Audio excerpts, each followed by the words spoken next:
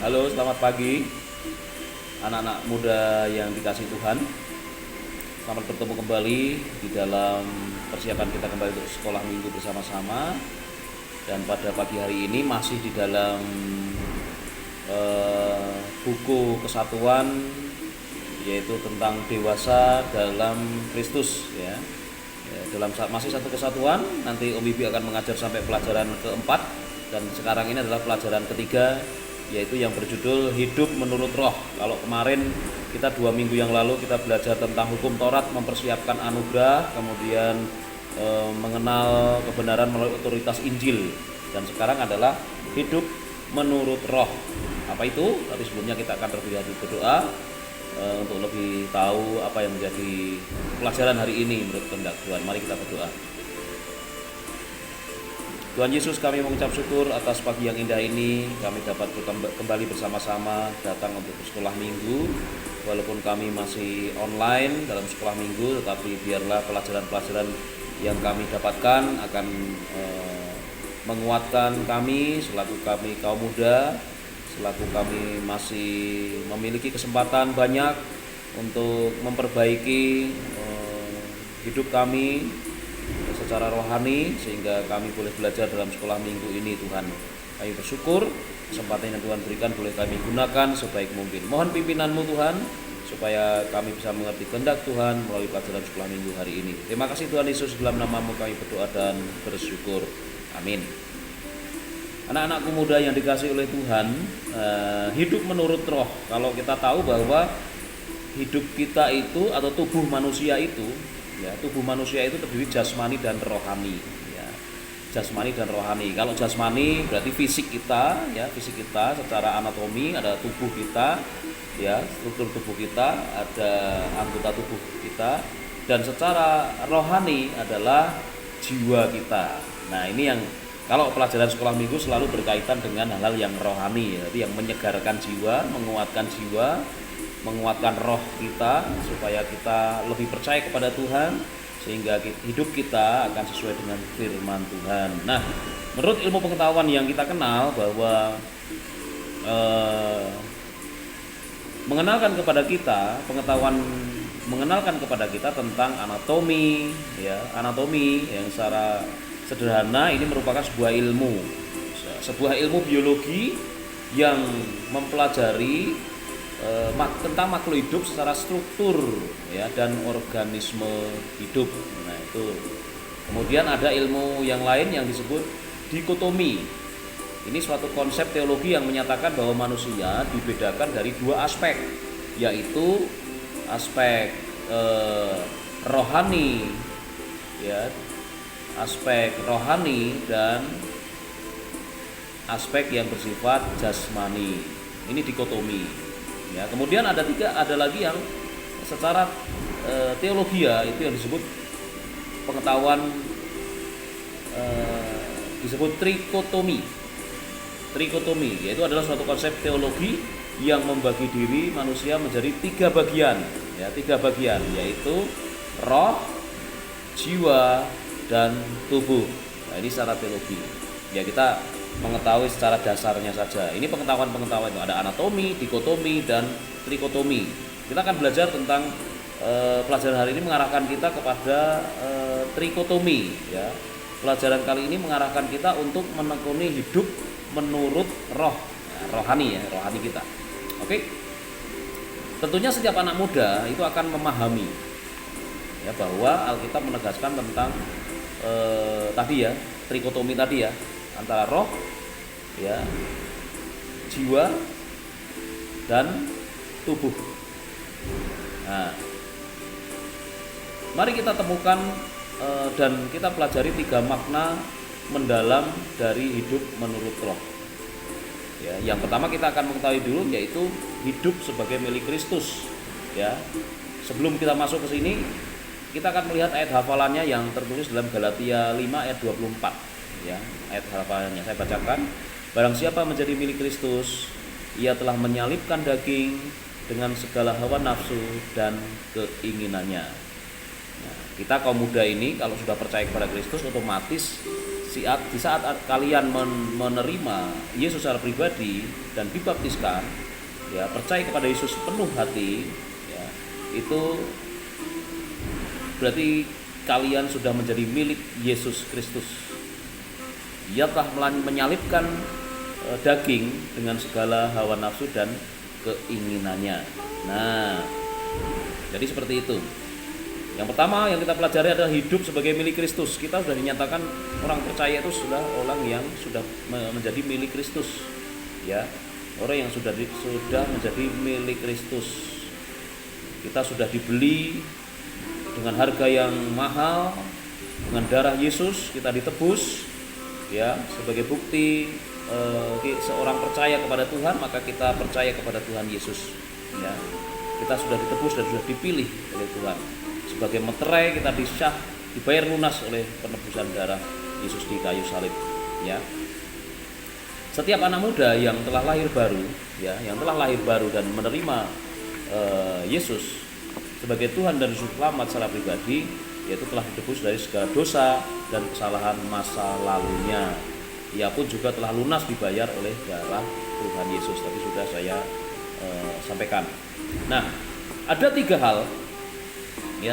hal yang semestinya dikembangkan oleh anak-anak muda Kristen sebagai milik Kristus, ya, yaitu yang pertama, taat sepenuhnya kepada perintah Kristus, ya. Taat sepenuhnya kepada perintah Kristus. Perintah Kristus berarti di situ ada aturan, di situ ada aturan, ada rule, ya, ada aturannya, ya. Dimana taat, arti taat itu sendiri berasal dari kata Ibrani, kata syama, yang berarti mendengarkan dengan sungguh-sungguh atau memegang perintah dengan erat-erat. Itu taat, ya, itu taat. Jadi yang pertama ini adalah yang perlu kita kembangkan sebagai anak muda yang sudah percaya kepada Kristus, yaitu adalah hidup taat, ya, kepada perintah Tuhan. Hidup taat pada aturan-aturan Tuhan yang mana aturan-aturan itu sudah tertulis di dalam kitab suci, ya, dalam firman Tuhan. Kalau kita ingin tahu apa sih aturan-aturannya, ya kita harus banyak belajar tentang kebenaran Tuhan dalam kitab suci, dalam firman Tuhan, ya. Oke, ini yang pertama. Yang kedua, ya, yaitu percaya sepenuhnya kepada Kristus. Percaya. Yang pertama tadi taat. Yang kedua adalah percaya sepenuhnya kepada Kristus. Kristus adalah pribadi. Jadi kita percaya kepada Kristus secara pribadi. Secara pribadi kita boleh mengenal, sebaiknya kita mengenal pribadi Yesus yang sesungguhnya. Seperti apa dia? Dalam Kamus Besar Bahasa Indonesia, percaya berarti mengakui atau yakin, ya, mengakui atau yakin bahwa sesuatu itu memang benar-benar ada dan nyata. Pribadi Yesus itu bukan cerita, pribadi Yesus itu bukan legenda, tapi Yesus Kristus adalah kebenaran yang diceritakan dalam firman Tuhan, ya. Kitab Injil Kristus, ya, Matius, Markus, Lukas, Yohanes itu menceritakan siapa Yesus sebenarnya, siapa pribadi Yesus itu, siapa dia sesungguhnya. Ya, kalau kita percaya bahwa Yesus adalah anak Allah, ya, anak Allah. Bahkan dia rela menyerahkan tubuhnya untuk disalib untuk menebus dosa-dosa manusia. Dia seorang pribadi. Maka kita percaya bahwa Yesus adalah penebus kita, percaya bahwa Yesus adalah penolong kita, percaya bahwa Yesus adalah juru selamat kita pribadi.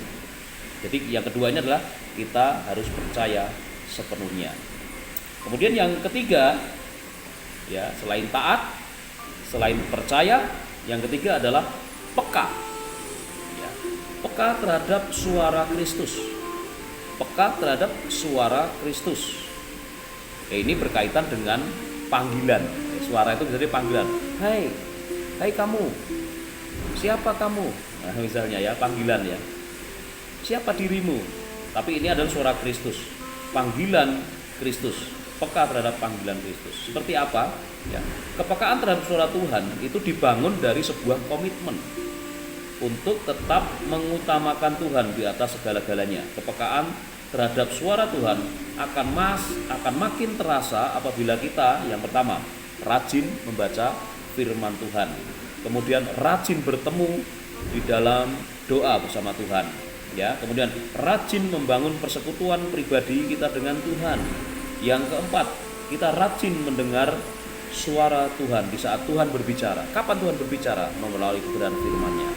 Atau kapan Tuhan bicara? Mungkin bisa melalui Pak Pendeta, melalui guru sekolah minggu, melalui para guru Injil, atau siapapun yang memberitakan kebenaran firman Tuhan, kita bisa mendengar di mana Tuhan berbicara. Mungkin Tuhan Yesus tidak berbicara secara langsung, ya, tapi berbicara dalam hati kita melalui firman-Nya. Ya, jadi 3 langkah tadi saya ulangi secara singkat, ya, 3 langkah yang semestinya dikembangkan oleh anak-anak muda, ya, yaitu yang pertama, taat sepenuhnya kepada perintah Kristus, percaya sepenuhnya kepada Kristus, dan peka terhadap suara Kristus atau panggilan Kristus. Ya. Nah, sekarang intinya adalah sekarang bagaimana hidup kita harus hidup dalam roh.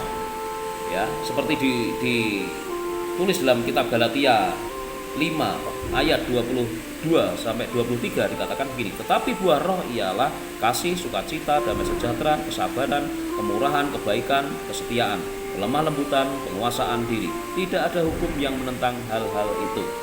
Ya, jadi hidup dalam buah roh. Ya, hidup dalam buah roh. Ya, bagaimana kita hidup dalam buah roh? Setelah kita menjadi orang-orang percaya kepada Tuhan, anak-anak muda yang sudah percaya kepada Tuhan, kita juga harus hidup dalam roh. Bukan hidup secara kedagingan kita, hidup secara jasmani kita, kepuasan jasmani kita, tapi kepuasan secara rohani itu penting, karena rohani ini akan mendukung kegiatan-kegiatan tubuh kita melakukan segala sesuatunya itu dengan dukungan rohani yang kuat. Ya, ada kasih, ada sukacita, ada damai sejahtera, ada kesabaran, kemurahan, kebaikan, kesetiaan, kelemah lembutan, dan penguasaan diri. Ini menjadi satu kesatuan sebenarnya, satu kesatuan yang saling menguatkan, ya, satu kesatuan yang saling menguatkan. Buah roh. Ya. Jika hidup kita sudah percaya kepada Tuhan, diharapkan hidup dalam roh. Ya. Diharapkan hidup dalam kasih, hidup dalam sukacita, hidup dalam damai sejahtera, hidup dalam kesabaran, hidup dalam kemurahan, hidup dalam kebaikan, hidup dalam kesetiaan, hidup dalam kelemahan lembutan, hidup dalam penguasaan diri. Ini yang diharapkan oleh Tuhan setelah kita menjadi percaya, mengenal Yesus secara pribadi sebagai Tuhan dan Juru Selamatnya. Ya. Nah, saudara-saudaraku, kita harus hidup dalam pimpinan roh. Ya, kalau tadi hidup dalam buah roh, tetapi sekarang dilengkapi lagi supaya kita hidup dalam pimpinan roh. Seperti apa itu? Ya, anak muda yang hidup dalam pimpinan roh itu akan selalu bisa menjaga sikapnya, akan selalu bisa menjaga sikap, tabiat-tabiat, ya, tidak hidup lagi dalam kedagingan. Contoh saja nih pengaruh-pengaruh yang dalam seperti kedagingan itu percabulan, cemaran, hawa nafsu, kemarahan, ya, penyembahan berhala, ya, perseteruan, perselisihan, iri hati, amarah, kepentingan diri sendiri, pencerideraan, roh pemecah, itu yang tertulis dalam kitab suci. Itu hidup kedagingan kita. Tetapi kita harus hidup dalam pimpinan roh. Ya, karena kita sudah percaya Tuhan, kita sudah berserah kepada Tuhan, roh kita akan selalu dibimbing dan dikuatkan oleh Tuhan Yesus. Ya, maka kita harus memiliki komunikasi dengan Tuhan dengan benar. Baik, melalui apa saja tadi? Melalui rajin belajar firman Tuhan, bersekutu dalam doa, bersekutu pribadi dengan Tuhan, dalam persekutuan tentu saja, kemudian dalam ibadah-ibadah misalnya, kemudian kita rajin mendengar suara Tuhan, ya, melalui siapa saja, melalui apa aja, firman Tuhan akan terus didengarkan. Anak muda yang hidup dalam pimpinan Allah, hidupnya menjadi terarah dan cerah. Ya. Anak muda yang hidup dalam pimpinan Allah, dalam pimpinan roh Allah, Roh Kudus, hidupnya akan menjadi terarah dan cerah. Kenapa? Karena roh itu selalu memberi kekuatan kepada kita. Ya. Terarah berarti Tuhan senantiasa menyertai, ya, mendampingi, sehingga segala hal yang dihadapi akan mudah ditangani dan diselesaikan bersama Tuhan. Jadi tidak hanya dengan pikiran-pikiran sendiri, tapi akan diselesaikan bersama Tuhan. Setiap masalah apapun, masalah remaja banyak sekali, tentang drug, tentang seksual, tentang fitnah, ya, tentang bullying, ya, itu bisa diselesaikan secara baik bersama Tuhan. Ya. Anak-anakku muda yang terkasih dalam Tuhan, yang penting adalah anak muda yang hidup dalam pimpinan Roh akan menampakkan tanda-tanda yang baik dalam pola kesehariannya. Apakah tanda-tanda itu? Yang pertama, kita lihat, tidak berada dalam kuasa hukum Taurat, yang pertama. Kemudian yang kedua, selalu hidup berpusat kepada Tuhan. Dan yang ketiga adalah dia akan selalu menjauhkan diri dari mementingkan diri sendiri, tidak egois. Ya. Jadi seperti itu ya, anak-anakku muda yang kasih Tuhan. Jika kalian hidup dalam pimpinan Roh, maka akan terlihat tanda-tanda seperti itu tadi. Orang itu berarti tidak berada dalam hukum Taurat lagi, ya, tetapi akan ada dalam hukum kasih Tuhan. Ya. Kemudian hidupnya selalu berpusat kepada Tuhan, segala sesuatunya berpusat kepada Tuhan, ya, dekat dengan Tuhan. Kemudian yang ketiga, dia akan selalu menjauhkan diri dari mementingkan diri sendiri. Jadi sifat egoismenya itu akan dijauhkan. Maka dia akan selalu peka terhadap lingkungan di sekitarnya, peduli dengan teman-temannya, peduli dengan orang-orang yang ada di sekitarnya. Ya. Jadi itulah yang diharapkan oleh Tuhan, menjadi anak-anak muda yang selalu hidupnya dipimpin oleh Roh. Nah, saudaraku dikasih dalam Tuhan, ya ini ya, sebagai kesimpulannya pelajaran minggu pada pagi hari ini, yaitu hidup menurut Roh. Kesimpulannya adalah akan ada banyak tantangan dan godaan yang dihadapi anak-anak muda di depan, baik secara jasmani maupun rohani. Nah, secara roh, jiwa maupun tubuh. Tetapi anak muda yang menjadikan Kristus sebagai juru selamat dan Tuhan akan hidup sebagai milik Kristus dan hidup dalam buah Roh dan hidup dalam pimpinan Roh. Ya, jadi ada 3 hal yang sangat memberikan keuntungan kepada kaum muda sendiri. Jika kita sudah mengaku bahwa Yesus sebagai Tuhan dan Juru Selamat kita, maka kita akan menjadi milik Kristus hidup kita. Kemudian hidup kita ini selalu dalam buah Roh. Ya. Kemudian yang ketiga adalah hidup selalu dalam pimpinan Roh Kudus. Ya, kiranya Tuhan memberkati pelajaran ini. Kiranya kalian akan menjadi anak-anak yang semakin percaya kepada Tuhan sebagai Tuhan dan Juru Selamat secara pribadi. Amin. Baik, mari kita akan berdoa. Terima kasih Tuhan atas kesempatan pagi ini kami boleh kembali di sekolah minggu bersama-sama. Firman-Mu boleh mengingatkan kepada kami supaya kami dapat hidup dalam Roh, hidup menjadi milik Kristus, dan juga hidup yang selalu dipimpin oleh Roh Kudus, sehingga hidup kami akan menjadi hidup yang berkenan kepadamu. Ajarkan kami Tuhan supaya kami tetap ada di dalam pimpinan Tuhan, penyertaan Tuhan sehari-hari. Terima kasih Tuhan Yesus. Hanya di dalam nama-Mu kami berdoa dan mengucap syukur. Terima kasih anak-anak muda, terima kasih semuanya. Tuhan memberkati kalian. Haleluya. Amin.